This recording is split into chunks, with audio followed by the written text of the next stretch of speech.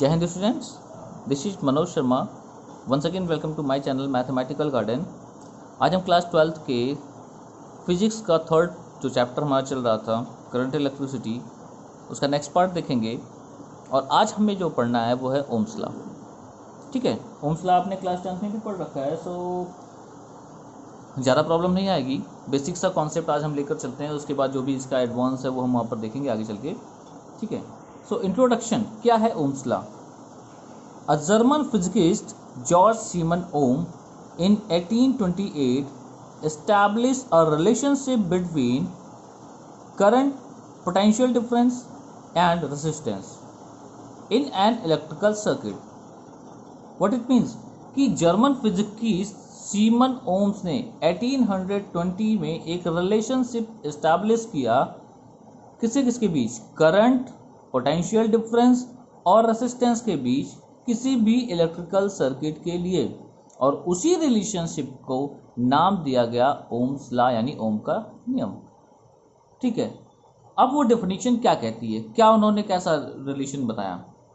So at a constant temperature the current flowing through a conductor is directly proportional to the potential difference across the conductor. It means current is directly proportional to potential difference. भाई जितना potential difference लगाएंगे उतनी ही current flow करेगी। Correct, potential difference बढ़ाएंगे amount of current बढ़ेगी। ये इनके definition के हिसाब से ओम्स लॉ की डेफिनेशन हुई। सो I is proportional to we और वी इज प्रोपोर्शनल टू आई। अगर हम प्रोपोर्शनलिटी कांस्टेंट देते हैं तो वो हमारा आर हुआ। ठीक है, तो एक फॉर्मूला बन गया V is equal to I R या आर आई, जहां पर ये आर प्रोपोर्शनलिटी कांस्टेंट है और जिसको हम कहते हैं रेसिस्टेंस। करेक्ट, रेसिस्टेंस क्या होता है अभी हम आगे पढ़ेंगे, पर अभी यहाँ पर प्रोपोर्शनलिटी कांस्टेंट का जो हमने नाम दिया वो क्या दिया, रेसिस्टेंस। नाउ इस ओम्स लॉ का अगर वेरिफिकेशन हम करें ग्राफिकल मेथड से तो कैसे होगा। यहाँ पर मैंने बहुत ज़्यादा कुछ आइए एक वीडियो के थ्रू इसको देख लेते हैं कि ओम्स लॉ किस तरह से वेरीफाई किया जाता है। छोटा सा एक शॉर्ट वीडियो मैं यहाँ पर इंसर्ट कर रहा हूँ आपके लिए, आप इसको ध्यान से देखिए। तो यहाँ पे देखें, मैं इसको बढ़ा रहा हूँ, इसको थोड़ा सा घुमा रहा हूँ, मुझे 0.5 यहाँ पे दिख रहा है, फिर 1 है, फिर 1.5 यहाँ पे आएगा, ये 2 दिख रहा है यहाँ पे और ये 3 है। तो मैं इसे सबसे पहले लेके आ जाता हूँ 0.5 पे। ये मेरा हो गया अप्लाइड वोल्टेज, और थोड़ा सा बढ़ाना पड़ेगा इसको। ये देखिए 0.5 पे आ चुका है। और अब यहाँ पे मुझे रीडिंग नोट करनी है जो भी हो मिली अमीटर में। तो यहाँ पे जैसा कि मैं देख पा रहा हूँ ये 0 है और ये जो है 20, इन दोनों के ठीक बीच में ये करंट वाली ये इंडिकेटर यहाँ पे है। तो ये 10 मिली एम्पियर को रिप्रेजेंट कर रहा है। तो 0.5 वोल्ट पे जो करंट है वो है 10 मिली एम्पियर। अगली रीडिंग ले रहा हूँ मैं 1 पे। तो ये 1 पे मैंने इसको सेट कर दिया है, 1 वोल्टेज अप्लाई किया है इस कंडक्टर पे, और जो करंट है वो हो चुका है 20। तो मैं यहाँ पे रीड नोट कर देता हूँ रीडिंग। अगली रीडिंग 1.5 अप्लाई कर रहे हैं हम लोग पोटेंशियल।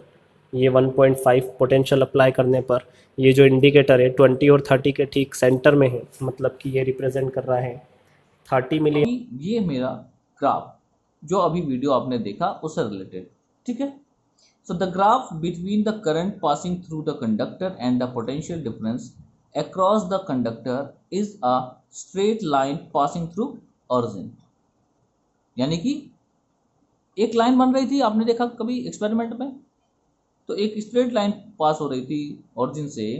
सो ये क्या दे रहा है कि r इज ऑलवेज कांस्टेंट। जो वैल्यूज आपने उसमें अभी एक्सपेरिमेंट में देखी, आप उनको डिवाइड करिए v बाई आई, तो हमेशा एक कांस्टेंट वैल्यू ही मिलेगी। तो किसी पर्टिकुलर कंडक्टर के लिए जो रेसिस्टेंस की वैल्यू होती है पर्टिकुलर लेंथ पर, पर्टिकुलर क्रॉस सेक्शन एरिया पर, वो हमेशा कांस्टेंट होता है। ठीक है, ओके, तो वो रेसिस्टेंस क्या होता है, the property of a conductor by the virtue of which it opposes the flow of electric current through it is called its resistance. मतलब किसी भी कंडक्टर की वो प्रॉपर्टी जिसके थ्रू क्या हो रहा है, जिसके थ्रू क्या कर रहा है, by the virtue of which it opposes the flow of electric current, यानी कि जिसके थ्रू वो फ्लो ऑफ करंट को अपोज करता है अपने अंदर से पास होने के लिए, वो रोकता है कि करंट हमारे अंदर से पास ना हो। ऐसी प्रॉपर्टी किसी कंडक्टर की रेसिस्टेंस का है। इसको हम डिनोट करते हैं आर से, और इसकी जो यूनिट होती है, आप देखें तो हमारा जो फॉर्मूला है V अपॉन आई, यानी करंट पोटेंशियल अपॉन करंट होता है ना। तो अगर हम पोटेंशियल अपॉन करंट ले रहे हैं तो पोटेंशियल के लिए वोल्ट अपॉन करंट के लिए एम्पियर। सो इसका जो यूनिट हुआ वोल्ट पर एम्पियर, V/A और V इनवर्स A, ठीक है।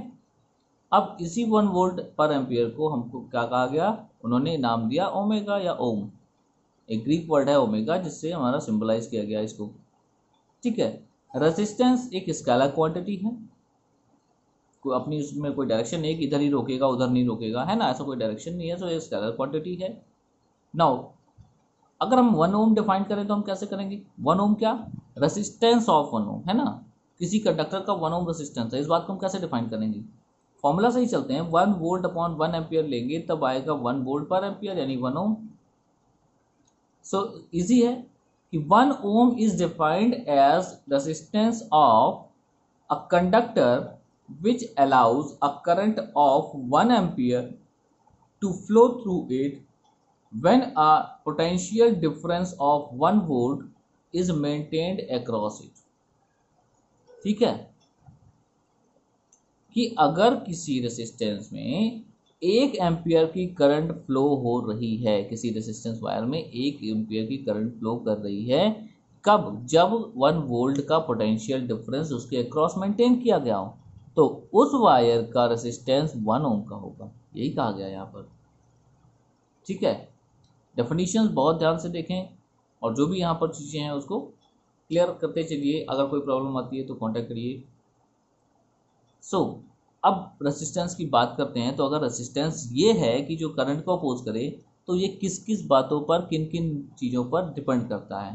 तो the value of R depends upon the nature of the material, length of the wire, है ना, वो मटेरियल जो है उसका length, area of cross section, cross section आप जानते हैं, सपोज करिए ये वायर है और उसको मैं बीच से ऐसे कट कर दूँ तो क्या दिखेगा, मुझे कुछ ऐसा पार्ट दिखेगा, तो यहाँ पे दिख रहा है this is the cross section, जहाँ से हम क्रॉस कर रहे हैं, कट कर रहे हैं, ठीक है, ये क्रॉस सेक्शन एरिया होता है। And the temperature of the conductor, यानी कि टेम्परेचर पर। तो 4 बातें यहाँ पर इनिशियल बेस पर हैं हमारे पास, जिन पर डिपेंड करता है कोई भी रेसिस्टेंस की value, nature of the material, length, cross section and temperature of the conductor. Any material that has some resistance is called resistor, मतलब कोई भी मटेरियल है जिसमें कोई कुछ रेसिस्टेंस अगर है, कुछ करंट को अपोज करने की एबिलिटी है, तो हम उसे रेसिस्टर कहेंगे। ऑलराइट, तो यहाँ पर हमारे पास कुछ सिंबल्स हैं for the resistor and the meters. तो फिक्स रेसिस्टर के लिए हमारे पास यहाँ पर एक सिंबल है, कैसा, बॉक्स जैसा भी हम बना सकते हैं, और यहाँ पर जिगजैग लाइन इस तरह से हम बना सकते हैं फिक्स रेसिस्टेंस के लिए। अगर वही रेसिस्टर हमारा वेरिएबल होता है, जो इंक्रीज कर सकती है, इसकी वैल्यू डिक्रीज कर सकती है, तो हम एक वेरिएबल एरो दिखाते हैं कि जो डिपेंड इंडिकेट करता है कि हमारा रेसिस्टर वेरिएबल है, यानी इंक्रीज डिक्रीज कर सकता है। और पोटेंशियल डिवाइडर, रियोस्टैट वगैरह आपने सुना होगा, सो उसका सिंबल है ऐसा कुछ। यहाँ पर बीच में एक एरो हम लगा रहे हैं, एरो क्या कर रहा है, वो यहाँ से वायर होगा हमारे पास, ये डिपेंड करता है कि हम इसको कितना इंक्रीज और डिक्रीज कर सकते हैं इस पॉइंट को। This is the symbol for resistors. और कुछ मीटर्स हैं हमारे पास, जैसे वोल्ट मीटर का हम सिंबल जो बनाते हैं, एक्चुअल फिगर तो नहीं बना रहे सिंबल, तो V, एमीटर का A, गैल्वेनोमीटर का इस तरह से G, या एक सेंट्रलाइज कह सकते हैं, सेंटर की तरफ इंडिकेट करता हुआ, यानी कि अगर हम कोई भी मीटर लेते हैं तो एक्चुअली वो कैसा होता है, 0 पॉइंट यहाँ होता है, फिर वो बढ़ता है घटता है 0 पर जो गैल्वेनोमीटर होता है उसका 0 पॉइंट एकदम वर्टिकल होता है। यहाँ पर ये गैल्वेनोमीटर दोनों तरफ डिफ्लेक्ट हो सकता है, इधर भी, फिर जब रेस्ट पर आएगा तो कहाँ आएगा, 0 पर। सो इस तरह से हम इसको डिनोट कर सकते हैं। दो the factors affecting the resistance, अब रेजिस्टेंस को जो फैक्टर्स डिपेंड कर रहे थे, जिसपे जो उनको अफेक्ट कर रहे थे, वो क्या है। सो किसी कांस्टेंट टेम्परेचर पर अगर हम बात करें तो resistance is directly proportional to length, जितना लेंथ बढ़ाते जाएंगे किसी कंडक्टर की उतना ही रेजिस्टेंस बढ़ता जाएगा, ठीक है। Area of cross section, R is inversely proportional to area of cross section. Cross section जितना ही बढ़ता जाएगा रेसिस्टेंस की वैल्यू उतनी कम होती जाएगी, या अपोजिट। ठीक है। Nature of the material, here resistance depend on nature of material choosed। इस पर भी डिपेंड करता है कि कौन सा मटेरियल हमने चूज किया। एग्जांपल के तौर पे बात करें तो resistance of a nichrome wire is 60 times that of copper wire of equal length. इतना बड़ा हमने कॉपर वायर लिया, इतना ही बड़ा हमने एक नाइक्रोम वायर लिया। इसकी रेसिस्टेंस अगर R है तो इसका रेसिस्टेंस 60R है। तो अब डिपेंड करता है हमको यूज़ कौन सा करना है। मटेरियल का नेचर बदल गया तो इसका रेसिस्टेंस की वैल्यू भी बढ़ गई, बदल गई कह सकते हैं, बढ़ गई नहीं, हमेशा बदल ही जाती है, किसी कम हो रहा है किसी का ज़्यादा हो रहा है। ठीक है। So if we combine both the above equations what will we get, rho R is equal to rho L by A। और इसको थोड़ा सा हम क्या कर रहे हैं, देखिए ये हमारा प्रोपोर्शनलिटी कांस्टेंट है, तो ये proportionality constant in the formula of resistance क्या कहलाता है, रो या resistivity. In the next video हम रेसिस्टिविटी के बारे में पढ़ेंगे। Till that thank you for watching. जय हिंद।